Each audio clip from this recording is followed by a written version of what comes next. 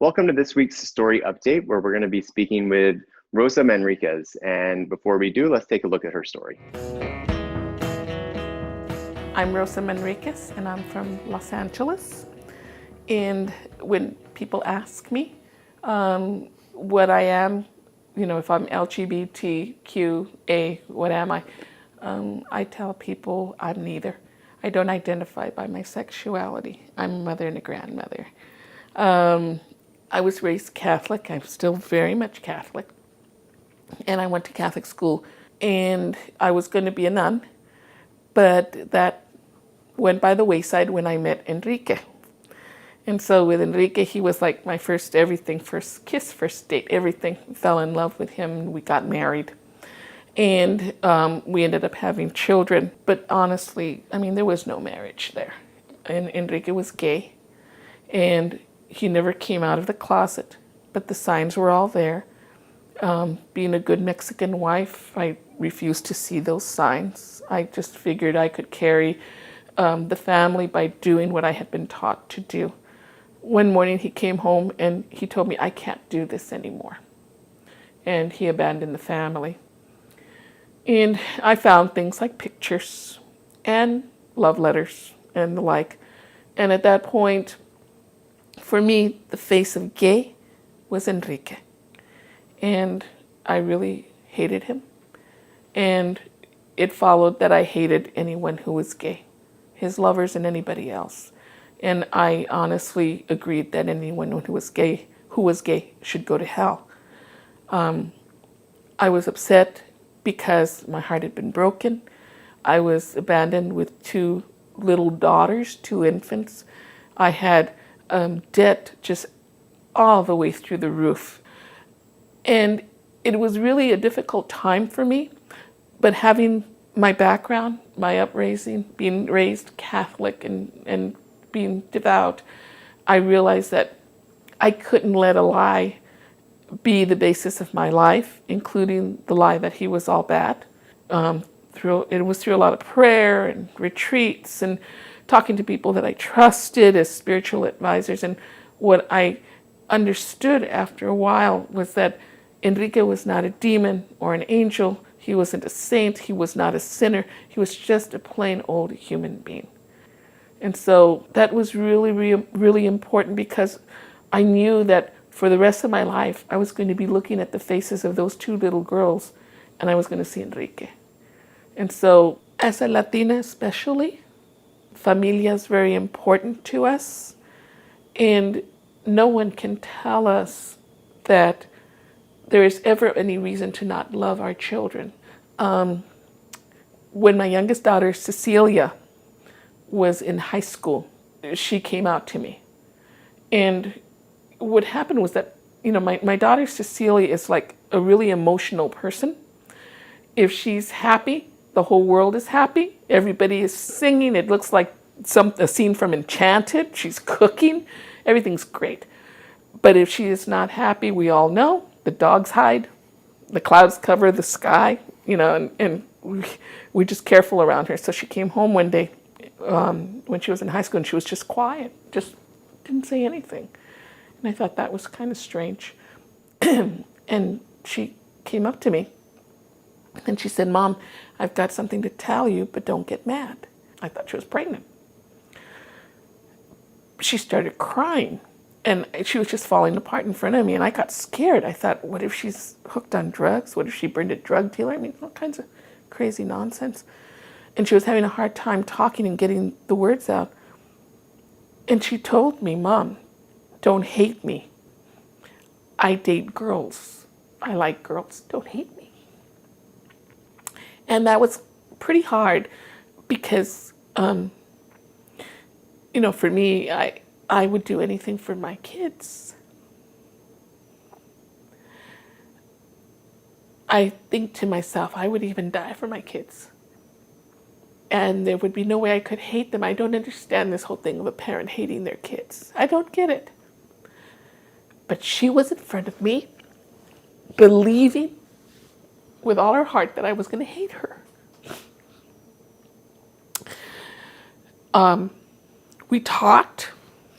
I told her Mija, I love you now the way I loved you before you told me, and the way I'll love you until I die. You're my jewel. You're my gift from God. What concerned me was that growing up, because she had been abandoned, she resented her father intensely. And it hurt me to see that it must have been so hard for her to struggle with knowing that she's lesbian and somehow connecting that some part of her father was inside of her. Although I don't think because he was gay and she's lesbian that meant that part of him was inside of her. I mean, it's like, it's just who she is.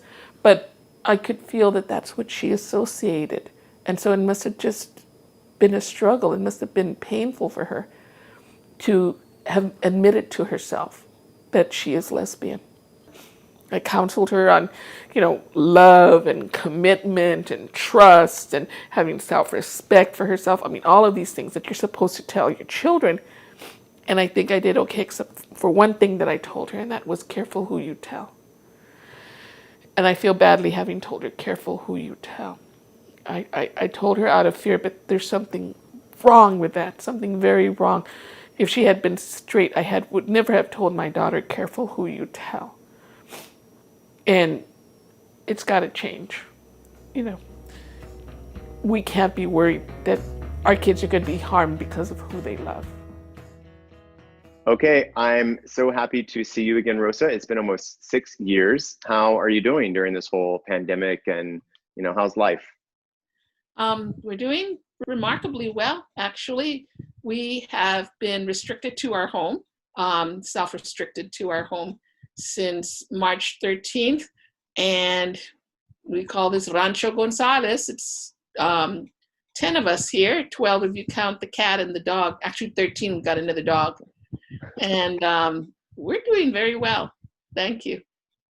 Good. I'm glad that you're hanging in there all right. I'm happy here. It's lovely being with my family. I keep thinking, if this is what heaven is like, what I'm living right now, I'm good with it.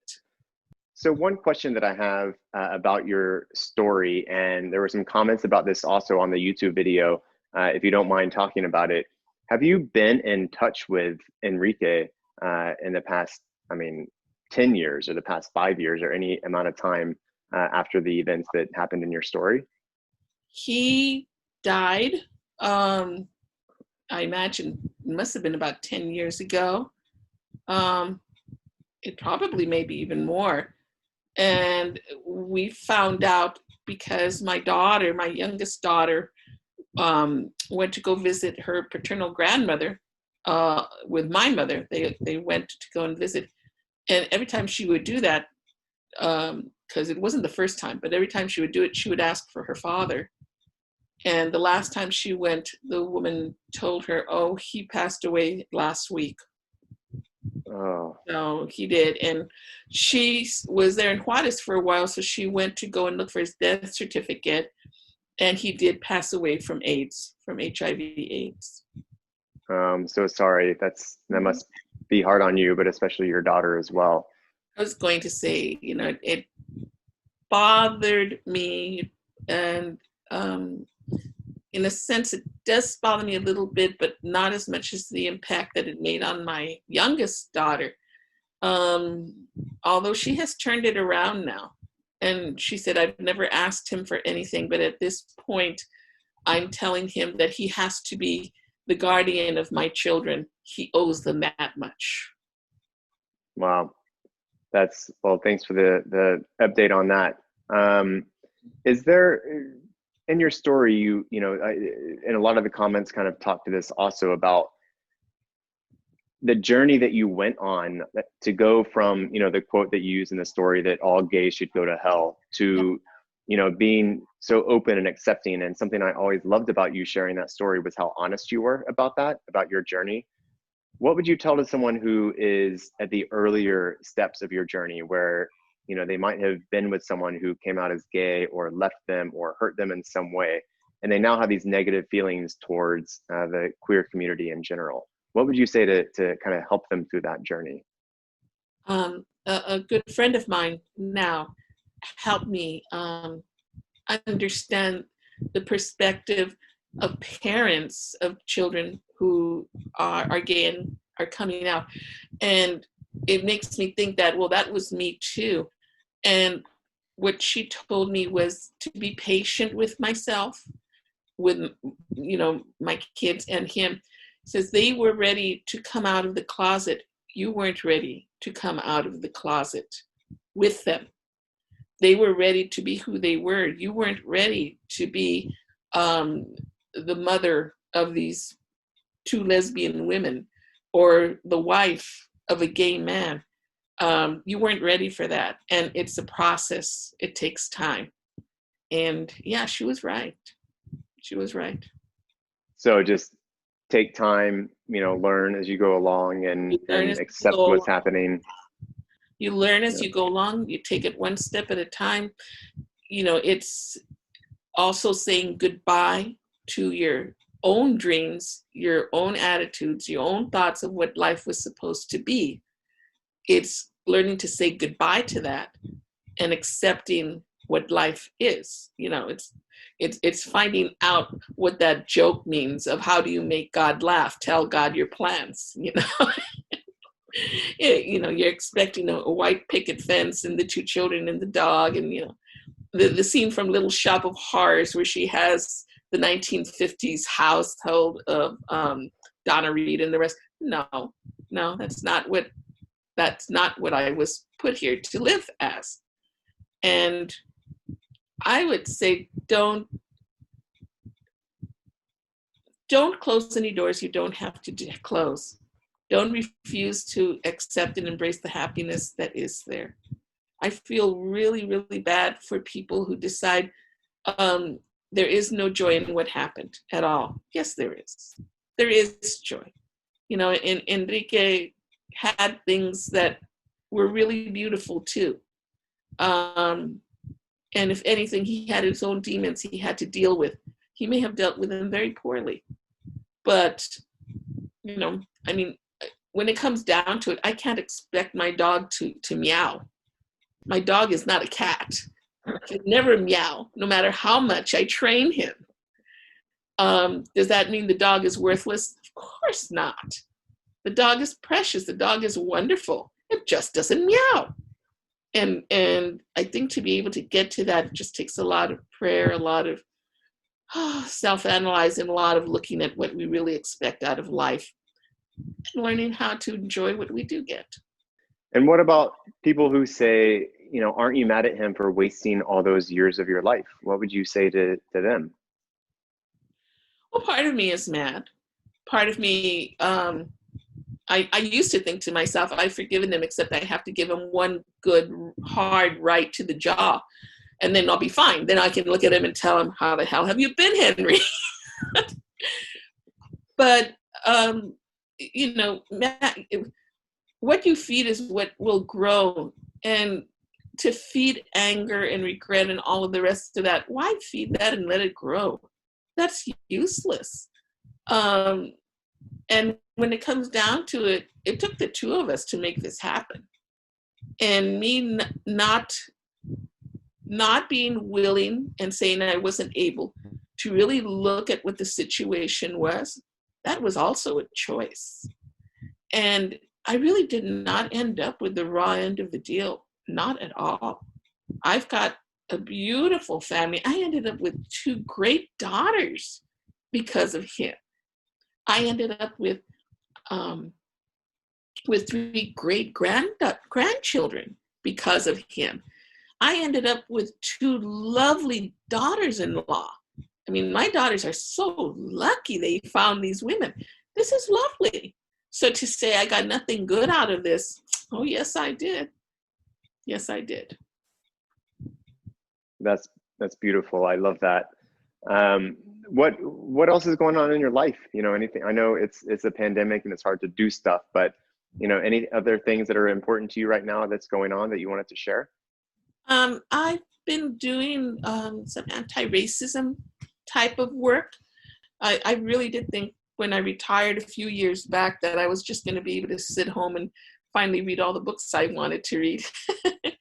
But now with the situation in our country the way it is, and so anti-immigrant and refugee, anti-people of color in general, the economy really looking very, very bad, very poor. The pandemic itself, with all of that, I find myself thinking, no, I can't just sit home and vegetate. I really did start wanting to help with people who are being detained in the detention centers, concentration camps, really, and the children who have been taken away from their families. And what that has gone into has been anti-racism training in organizations that are liberal organizations, but are not anti-racist at all. And so one of them is RCWP,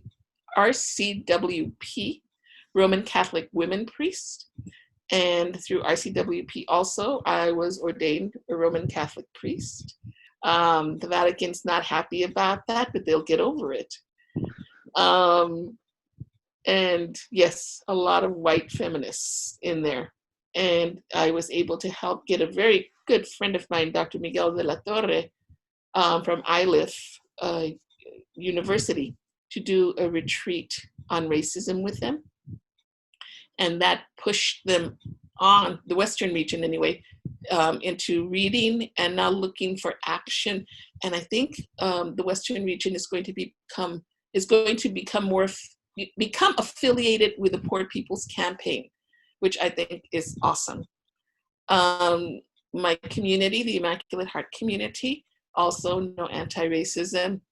And I pushed and I pushed and I pushed and I kept saying, nope, we are doing our banking with Wells Fargo and that is wrong. We have blood on our hands. And that kept falling on deaf ears and excuses. And finally, I said, I'm leaving. After more than 25 years, I'm leaving. And I think that shook some people up. And I gave it a year. And yes, we're out of Wells Fargo, but it was when Wells Fargo pulled out of the detention centers. And for me, that's not good enough. We have to look at why do we do what we do. And I took some of the members of the community to Nogales for the School of the Americas Watch. And I took them to a demonstration outside of the Eloy Detention Center. And that did change hearts and minds when they saw what was going on at the wall and at the detention center. And so now there is a push also for anti-racism training in the community. Call to action.